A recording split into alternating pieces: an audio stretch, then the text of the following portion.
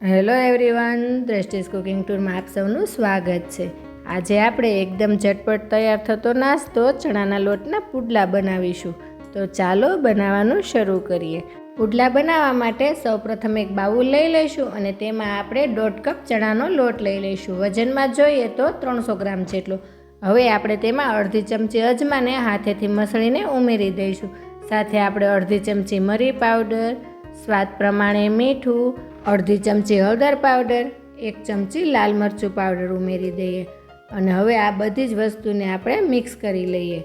ત્યારબાદ આપણે થોડું પાણી ઉમેરીને બેટર તૈયાર કરીશું। જો તમે મારી ચેનલમાં નવા આવ્યા હો અને તમને મારી રેસિપી ગમી હોય ને તો મારી ચેનલને સબસ્ક્રાઈબ કરવાનું ના ભૂલશો અને સાથે રહેલ બેલ આઇકનમાં જઈને ઓલનું બટન જરૂરથી દબાવજો, જેથી કરીને તમને મારી રેસિપીના નવા વિડીયોની નોટિફિકેશન મળતી રહે।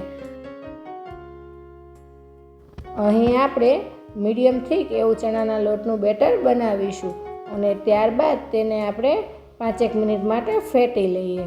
હવે આપણું બેટર એકદમ સરસ તૈયાર થઈ ગયું છે। તેને ઢાંકીને 10 મિનિટ રહેવા દઈશું।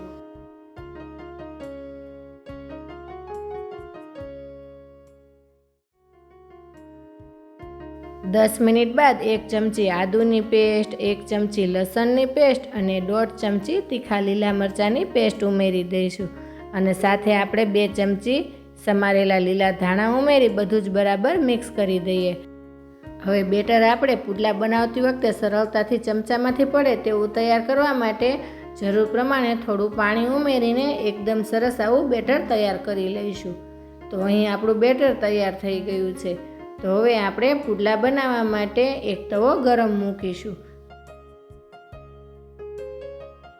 હવે ગરમ તવામાં આપણે 1 ચમચો બેટર ઉમેરીશું અને ત્યારબાદ તેને આપણે એકદમ સરસ ગોળ આવી રીતે ચમચાથી બનાવી લઈએ। પુડલા બનાવતી વખતે ગેસની ફ્લેમ આપણે મીડિયમ ટુ લો રાખીશું અને થોડું આવી રીતે શેકાય અને કોરું થઈ જાય ને ત્યારબાદ તેમાં આપણે થોડું તેલ ઉમેરીશું। હવે આપણે એકદમ સરસ શેકાઈ જાય ને ત્યારબાદ તેને પલટાવી લઈએ।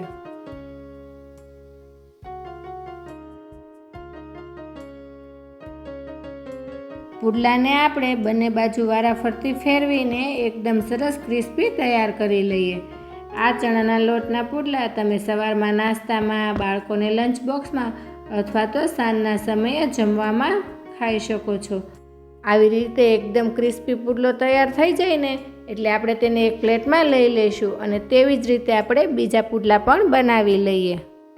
આ ચણાના લોટના પુડલા એકદમ ઝટપટ બનીને તૈયાર થાય છે। જ્યારે પણ ભૂખ લાગે ત્યારે તમે તેને 10 મિનિટમાં બનાવીને ખાઈ શકો છો।